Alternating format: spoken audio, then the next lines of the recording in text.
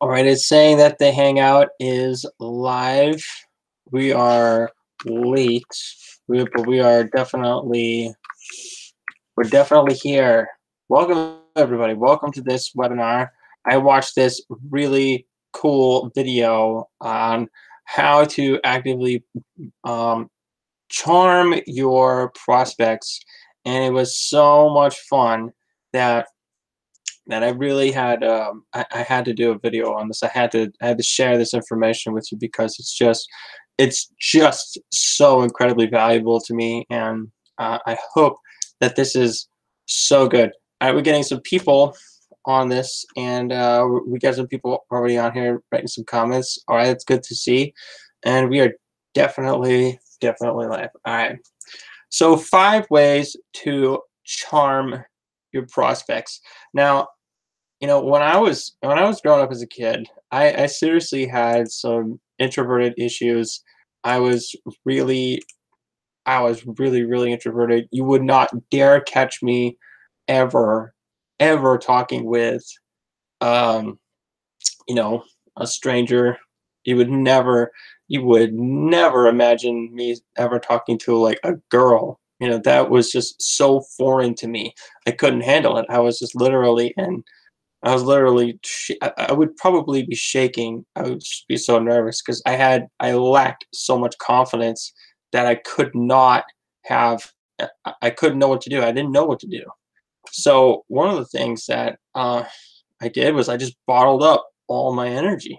I bottled up everything inside of me because I had this tremendous fear of failing, and it just it really does a lot of damage to people. Like when somebody wants to build relationships with everybody wants to build relationships. Every single human being wants to have relationships with other people. It is just part of our nature. We naturally want to have that bond even as we get older. Like when my mom met my stepdad, and he came over here. um I I didn't like the guy. To be flat out honest with you. It's because the whole story the whole story was like, a hole in one out of, a 300-yard shot. It's like, wow, that's amazing how you guys met. And maybe I'll make a video about that some other time. But anyway, before they got married, he came here. He's from Indiana. So he came here, and um, I did not want him here, and he knew that. Yeah, he knew that this guy didn't want him here. Didn't want him here. And it was just one of those things where it was good. Hey, Pops, thanks for coming on, man. You guys totally rock. You're so inspiring to me. All right, so yeah, my stepdad, when he came here, uh, he he knew as soon as he got out of the car, and he looked at me, and I had just gotten out of work. I was tired. I was exhausted. I didn't want to talk to anybody. And then lo and behold, here's the guy I don't want here. And I'm telling myself, I'm saying, okay, he's here. There's nothing you can do about it. Don't try to argue. You're gonna make your mother all upset. So just be nice to the guy, right? So this is going back to the point of, like, it doesn't matter how old you are, you still want people to accept you, because the guy was looking like he had this look of like intense, like he doesn't want me here. And nobody likes to feel that way. Nobody likes to feel that way. Nobody likes to become like like the scapegoat. Like, oh, I'm upset that you're here, therefore I'm gonna act irrationally. And then that's it's because of you. It's really not the best way to go about it. It's not really the best way to go start, you know, expressing your emotions like that. So what I ended up doing was I went up to the guy and I said, "Hey, you know what? Why don't we go inside? It's nice to meet you.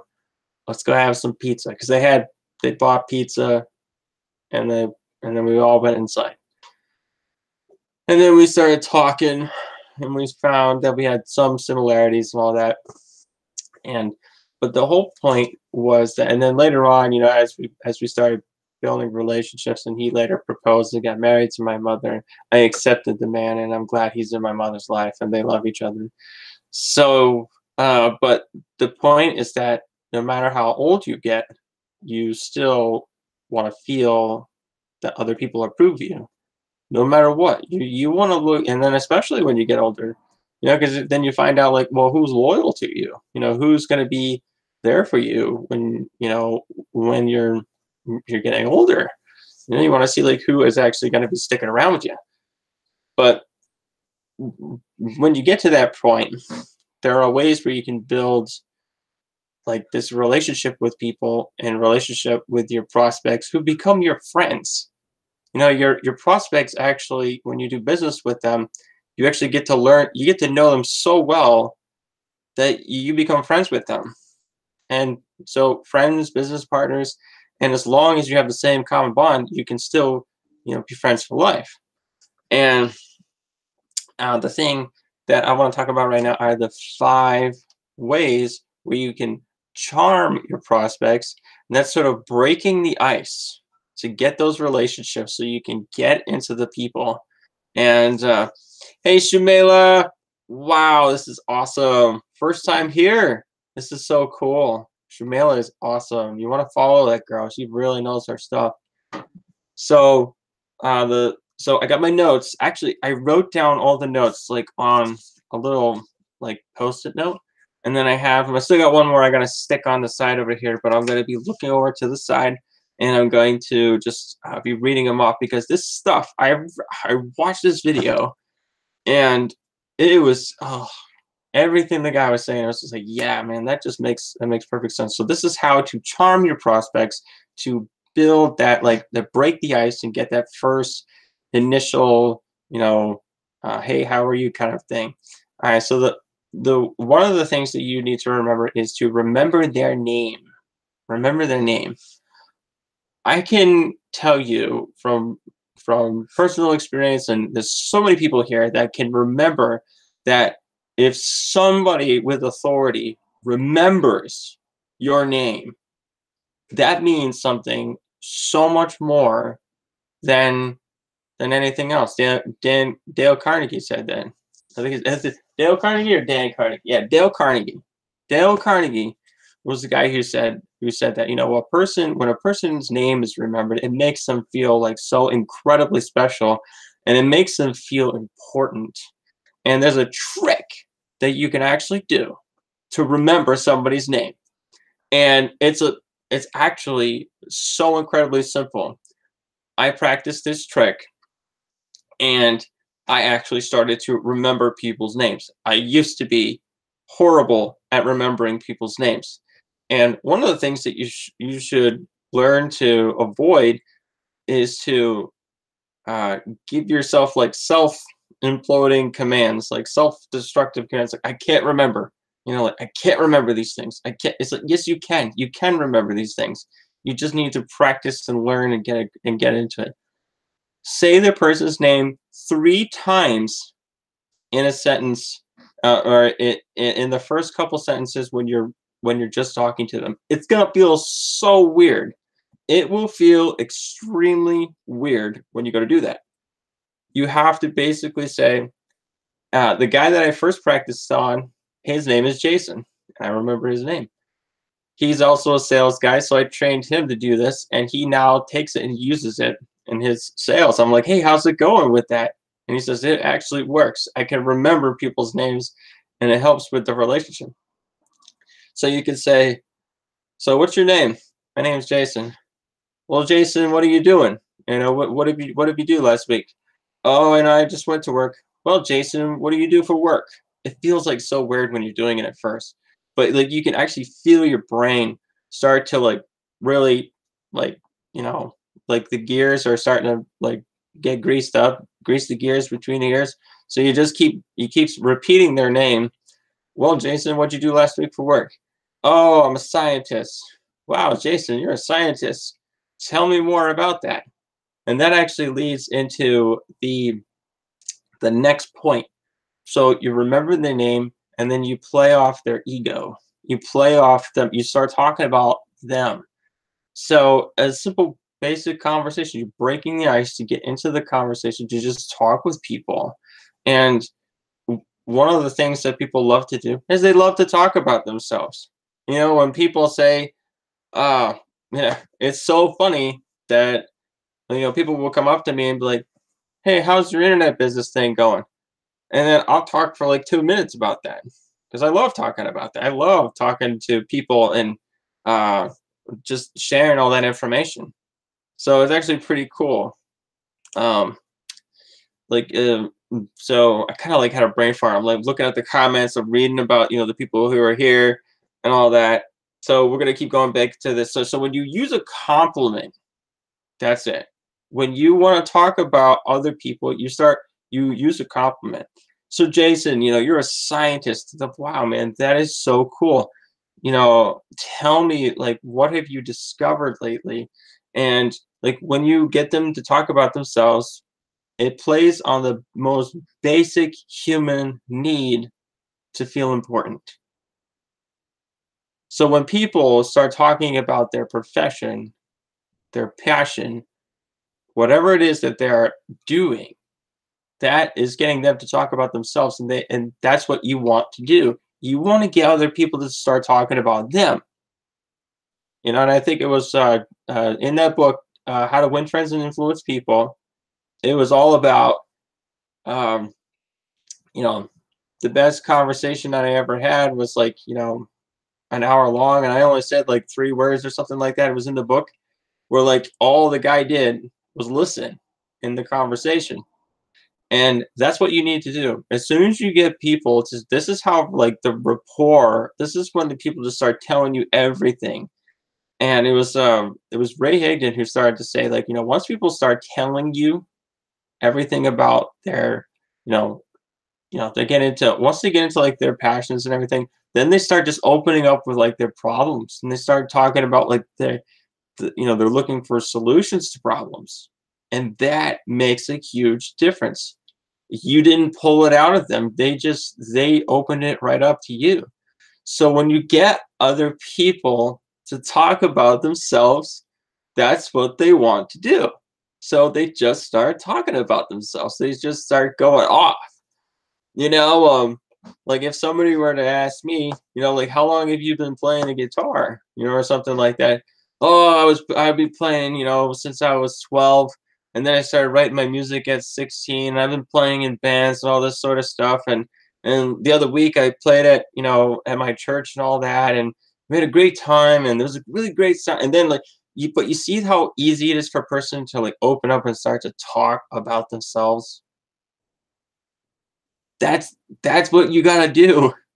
If you want people to tell you about their problems, give them a compliment about whatever it is they're passionate about. And eventually you can keep asking questions so that they will tell you even more stuff about themselves.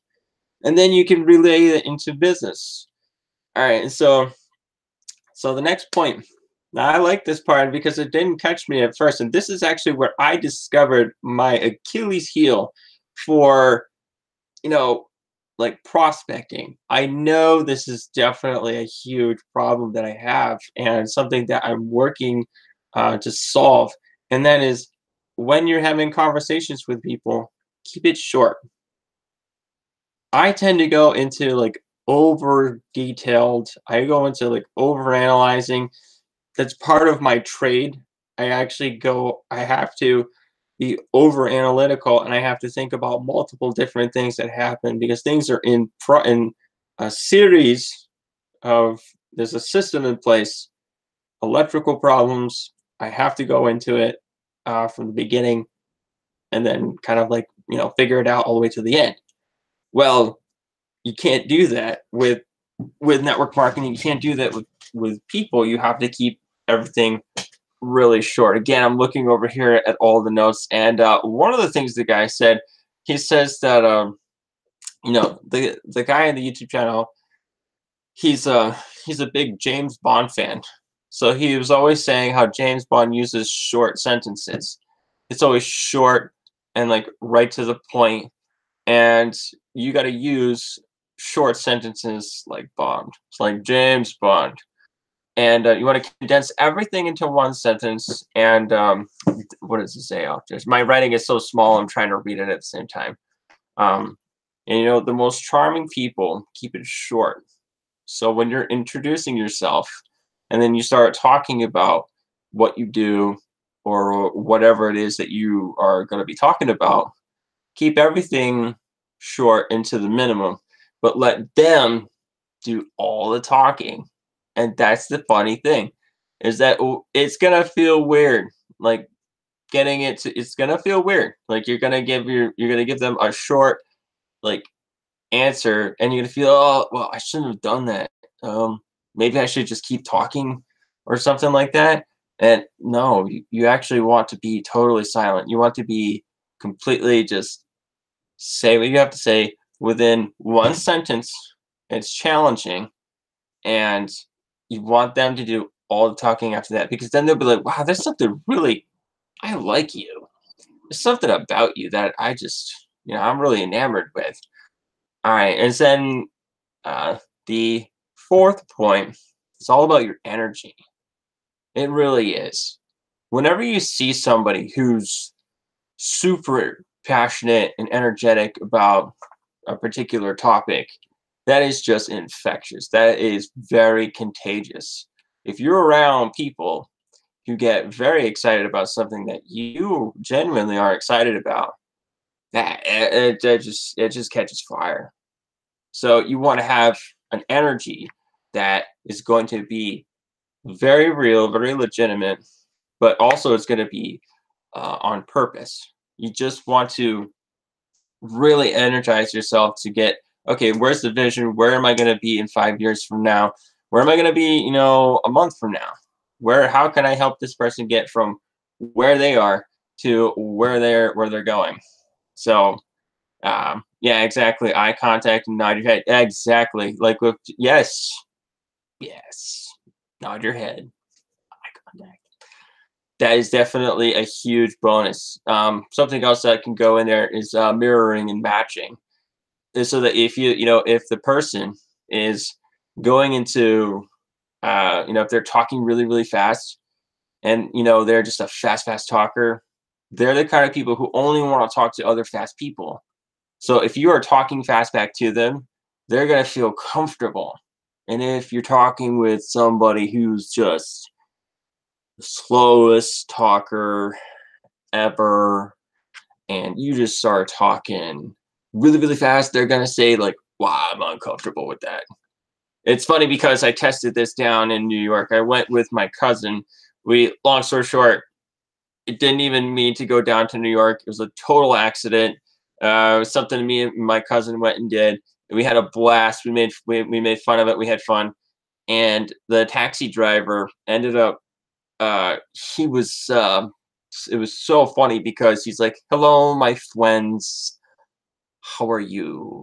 And then we looked at each other, and we're like, "Twins?" So he's talking very, very slow. And I had just told my cousin Caitlin, I said, "Look, you gotta communicate with people who are just like slow. You got like if people are talking slow, you gotta talk slow back to her." I just literally said this to her.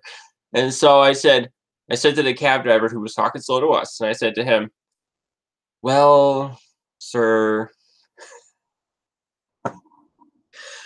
we are having a really good time here in New York." And then my cousin was looking at me going like, I just is like, she's going like this, like, like I could tell that she was saying, "You sound so weird right now." And um and so I had a whole conversation with the guy, and when he dropped us off, we actually went down there, perfect timing. It was her birthday, and I told the cab driver, I was like, "Yeah, we're here celebrating her birthday." And the guy, um he then persistently, what did he do? What did he do? Not persistently. That word just came out. I don't know where that came from. When he learned that it was his birthday, he's like, "Oh, it's your birthday. How nice. How lovely." So he takes out a harmonica, and then he starts to play Happy Birthday on the harmonica with one hand, and he's driving the cab with the other one. She could not.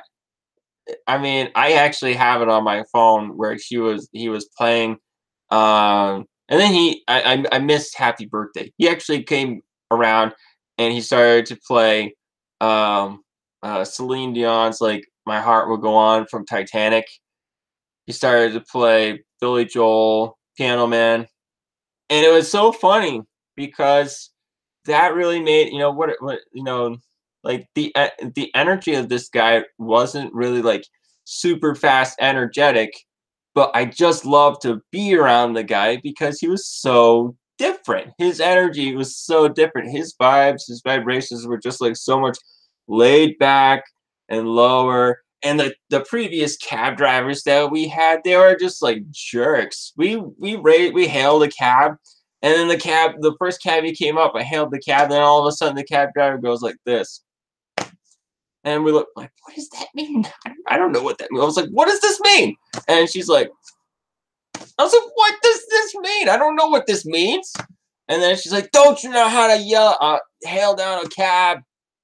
And I'm like, apparently not. Are you gonna take us? She's like, are you gonna get in? I was like, are you? I don't know. You're confusing me. I don't know what you're doing. And she gave me the bird, and then she started swearing at me, and I was like, all right, you got a bad attitude. I'm not going in yours. So I hailed another cab, and then the guy went like this. So I'm like, okay, we're not going. I'm doing something wrong here. So that's when we found the other guy. But this guy, he was just like his energy. It was just like so laid back, and it was so much fun. It was so easy. Stoned, yeah. I mean, he could have been. I don't know. It's New York. I don't know. The guy had been there for years. It was really, really funny. Yeah, it could very well be. All right, so going back to the notes, your energy is attractive to people, and your energy actually is going to be attractive to the same people who like that vibration. If you got people who just like to be around laid back people, that's who they want to be. That's the kind of people you just want to do business with. You don't want to be around other people who are, like you do want to be around other energetic people.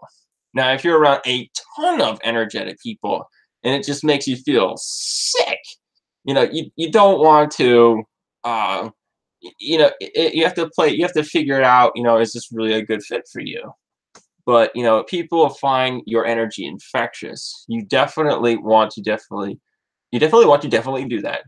If you put out the right energy, you will attract that kind of if you put out certain vibrations, if you put out your personality, that's really where it all comes from. You put yourself out there, you're gonna attract people who just love that kind of energy, and that's who you want to do business with, because those are the people who are exactly like you, and you're going to be able to get along with them just fine. So that's really, really huge. Body language, if you like, me, like I like to like move my hands around, and I like to express myself. Sometimes I get really like, and I get my voice in there, I get really into it. There's a guy at work, he does it perfectly. He actually gets even more. I don't even know how to explain it. The guy is okay. So if you ever come to Boston, Massachusetts, you will hear people with that heavy, heavy Boston accent. And if you're going to listen to that accent, and this is all coming back to like, like when you emulate people, or like you being around like certain people who are just like, you have that certain vibration, right? So this guy, he has got the thickest Boston accent, and it's just a little hard for me to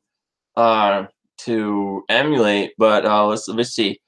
How would he describe it? He's like, he'd be like, yeah, I was over there, and the paper just broke, and he is super animated. Like his voice, his tonality, his body language, like he moves all over the place with his hands, and it's just really funny to be around him. And I actually love to be around his energy. And his energy is attractive. His energy is infectious. When he walks around the corner, I'm like, hey, and and I'm always talking to him, and we actually play a little video game together. So, and then I can read what he writes, and I can already tell like how his energy, how his body language is going to be, because he just is. He's always like rolling all over the floor and just doing. He's crazy. I really like being around some of those people, but he's legit. Like he's like that's his natural persona, and his dad is like that too. So your body language, your voice tone, if you be humble and you're confident. Now being confident is not the same as being like cocky. People are like, cocky or like overconfident, making you feel like you're not smarter than them. Now, if that's something that you keep telling yourself that like I'm not smarter than anybody else and you feel dumb, that's really on you. You've got to you've got to accept the fact that there are people who are just flat out smarter than all of us.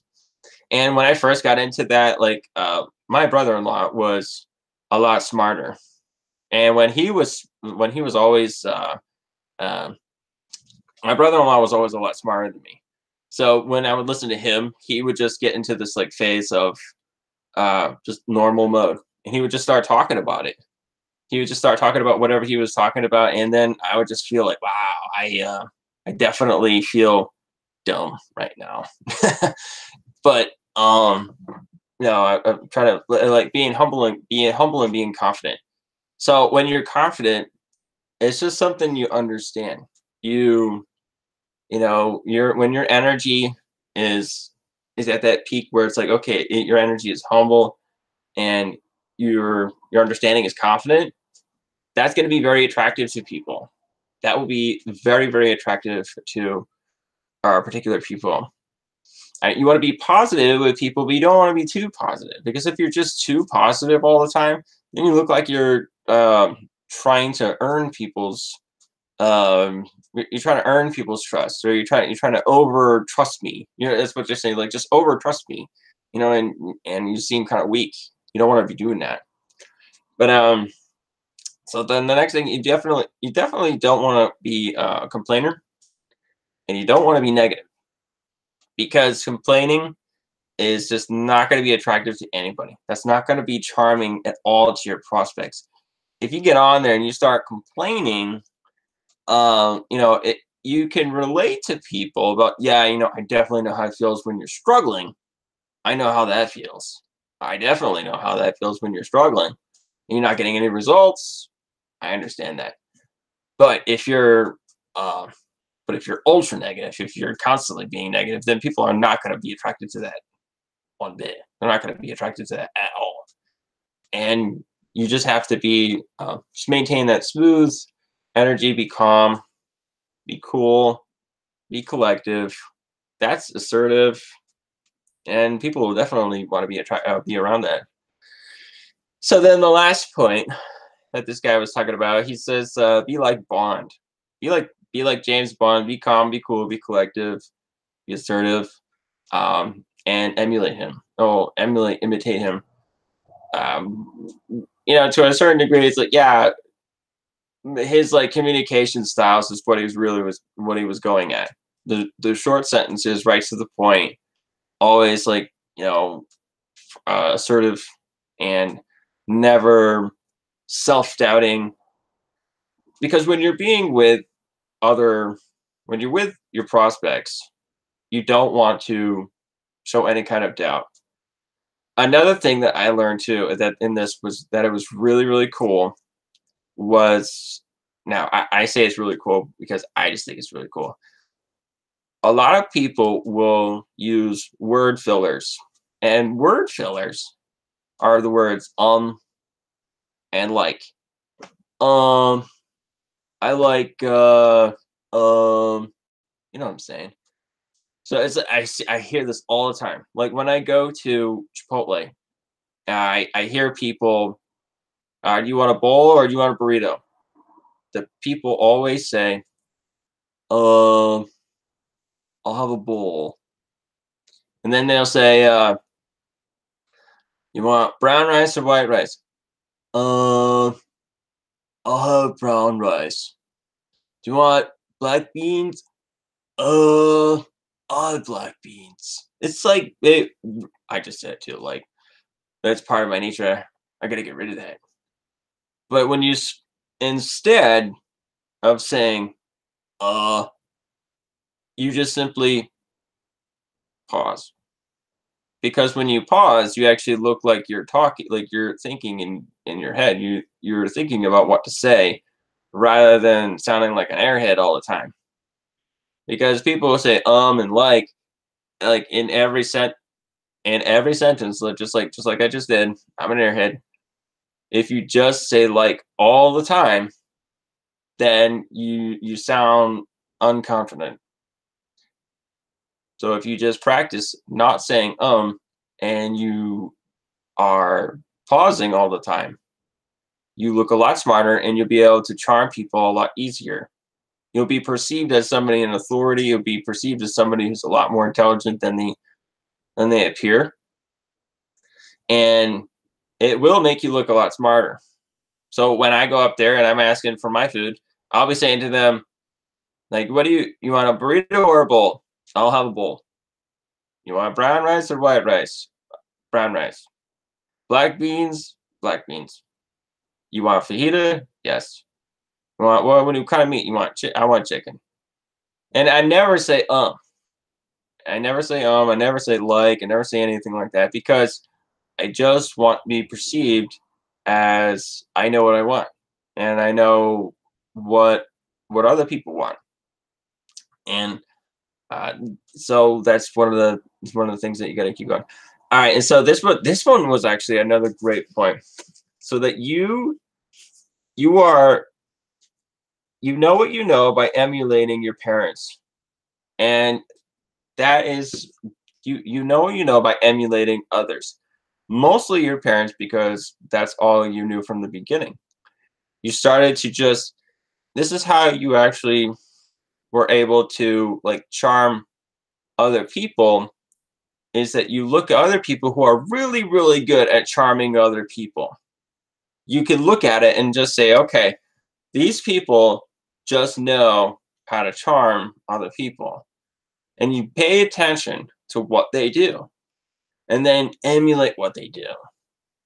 You gotta you gotta figure out who that is, the people that you are really admiring. Just keep following them and pay attention to how they talk to other people. How the other people respond. Are they always smiling? Are they always reacting really positively? They're not responding negatively. And if they're not responding negatively, they're definitely getting signups. They're definitely getting people on their team. They got a lot of positive attitude. They got a big positive attitude. People are joining them. So when you emulate other people, if you look at the way like a child can learn this to me is like one of the most fascinating things that a child can have no knowledge of anything. They could be 1 to 2 years old and they could start to like emulate the parents' accent. That to me is very interesting. That a child is just so in tune with, I've got to learn something. I must learn. I must learn how to speak. I must learn how to walk. I must learn how to dance, do whatever, play, cry, whatever, all those things above. I don't have any kids. I just have nieces and nephews. So, um, but but yeah. So the thing is that when you have when you have people who that you want to emulate, just like do what they do.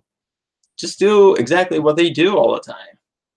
It's really a fascinating thing. Then I got my other little notes down here that I didn't tape up. So we actually have these things called mirroring neurons, where we naturally emulate someone throughout our whole life. When we see people that we want to behave like them, we tend to do what they do. My brother-in-law is very intelligent. He had a 4.0 average from, man, from Oswego. He graduated with 4.0, and he's very, very smart kid. And I actually started to talk like him because I thought if I were to talk like him, people would actually show respect to me and think that I'm smart. I'm smart like Aaron. So I started to talk in that like monotone voice, that deep tone that really didn't go up or down. It just kind of stayed in this like not really going anywhere kind of tone. And I was talking a little bit faster because he likes to talk a little bit faster. He used a lot of big words, so I would just use a lot of big exaggerated words. And that's how I was around him so much that I just started to naturally do that. And so when I was trying to solve a problem and then I started talking like him, I was emulating him. We naturally do that. And this is how you build charm with people. This is how you charm prospects is by looking at what do what do other people actually do to charm their prospects? What are they doing? What are they saying? And a lot of it comes down to learning a skill over time of just mirroring and matching people. So the next point after that is you are who you hang out with. This is so true. I cannot.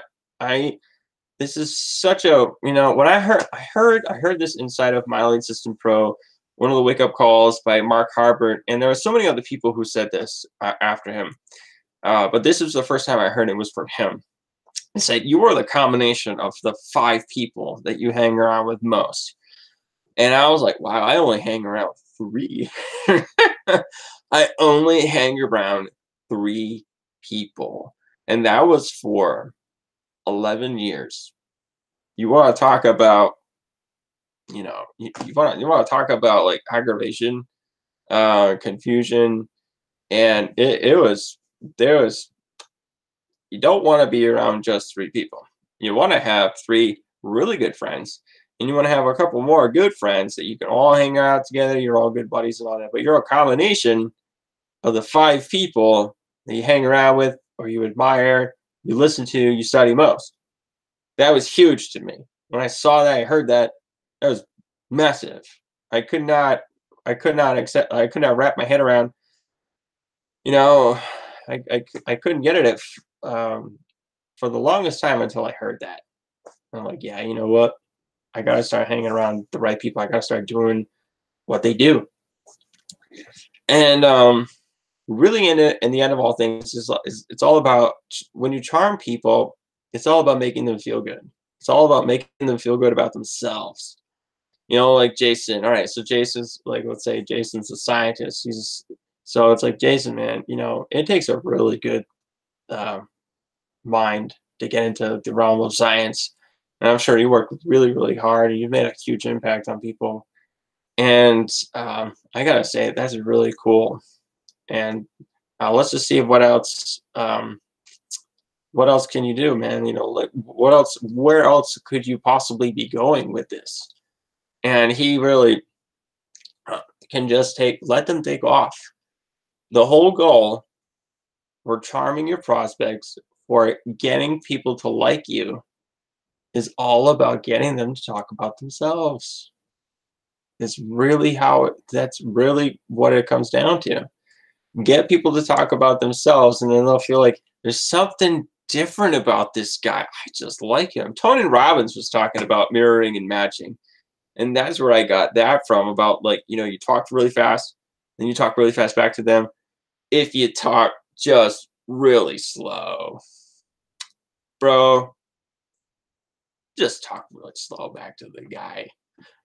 You may feel really weird when you're doing it. Why am I talking this slow? It's because other people do it. It is just the weirdest thing in the world. I will not be doing any of that with other people. Only with people who talk really slow. And then after that, I gotta call somebody like, I gotta talk a little bit faster because I can't deal with this. I just had the most boring conversation ever. Oh, I can't talk slow. I don't. I mean, I will talk slow, to I'll slow down to get a really important point across, like I just did right there. I'll slow down so that people can understand that what I'm saying is important. And and when I talk really fast, I feel like the people understand that already, and we'll just move on through this really quickly. And and another thing too is like when Tony Robbins was talking about that, when you're building rapport with people, building rapport, he talks about loud people. Who do they love to talk to? They love to talk to loud people. They love it when talking with loud people. When you're talking with somebody who's like really, really quiet. There are times when you can do that, but then there are times where you can't. Like in my workplace, you can't talk quiet because there's so many machines going on there. So you have to project your voice, and it's kind of funny sometimes when you have to do it. Well, I get this one guy, his name's Sergio, and the dude is just like a mouse, like when he's talking. And even when the machines are so loud, it's impossible. You can't talk to the guy when he's like I was like, Sergio, what's going on? And I have to project my voice because the machines are running. And he's like, oh, it's good, good. All this blah blah blah. I'm like, huh? Oh, yeah, good. Weekend. Blah blah blah. Like, I was like, man, I can't understand you. And I'm like, all right, dude, I'm out of here. So then I'd have to walk away. I can't talk to the guy because he will not project his voice because his comfort zone is like I have to talk slow and talk. Here comes the and he can't talk really loud. He's uncomfortable with that. I bet you Katie's laughing right now. Laughing, laughing, laughing. That's all that girl does. All right, so yeah, I can relate to that, Ricky. I was limiting my friends too. If you get around the people who are just gonna like hold you back, you can't be around them. You're gonna feel the effects from it. You don't want that. And that's gonna trickle down into other relationships. And that did. That actually trickled down into relationships that I had with customers. I had bitterness in me, and then some of it leaked out, like with the customers. Yes, and she is slapping her leg. Oh man, it's funny. But you definitely want to have that perception of where am I drawing my energy from? Where am I getting all this energy? Where am I getting all this bitterness? Where's it coming from? You don't want to have negative energy and then give it right back out to people because you don't feel good by that. Some people, they do. They have that feeling that this promise that it's going to feel good, and then the end result is a self-destruction. It's going to be self-imploding. The relationship gets broken. And people always go for that promise, like, yeah, this is going to make me feel good, or it's going to make me feel better about myself by slamming other people. I work with people who are like that. They don't feel good unless they try to hurt somebody. But they feel okay, initially, but at the beginning, but then afterwards they feel like crap. And it's just it's the way this world is. But so yeah, that's definitely the 5 points. So let's recap on the 5 psychological triggers to charm people. To remember their name. Say it 3 times when you first meet them within the first minute that you're with them. The first minute, and you will remember their name. I can remember Jason. I can remember Steve. I can remember Mike. I can remember a lot of people's names now because Tundi, like that. Tundi, like, can you remember a guy's name like Tundi? That it might be able to click it with you, but when you say it 3 times within the same thing, and I actually taught this trick to him when I first met him, and it was really funny. And he was in sales too. It's a small world. So you want to go on and so remember their name, get them to talk about themselves, and the way you get them to talk about themselves is just compliment them. give them a compliment so that they feel better about themselves, and it fulfills a human need for them to feel important.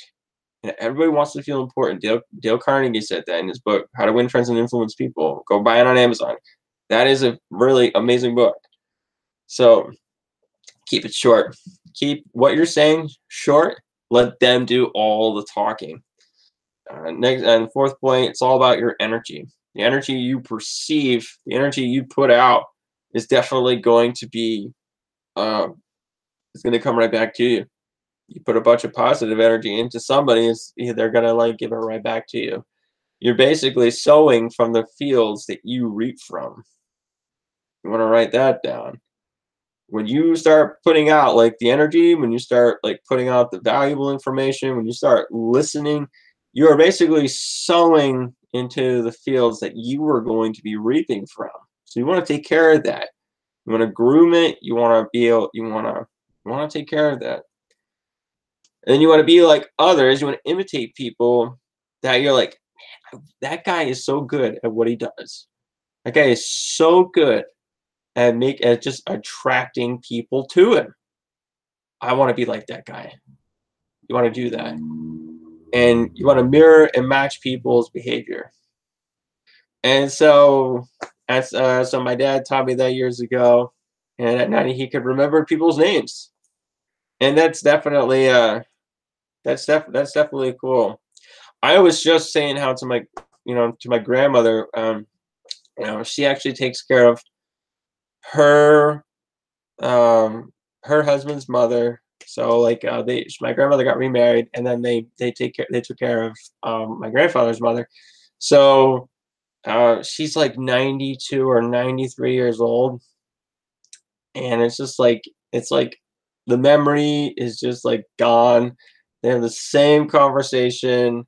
It's just they're like, we don't know what to do. And I was like, Grandma, you have to play it like it's a kid.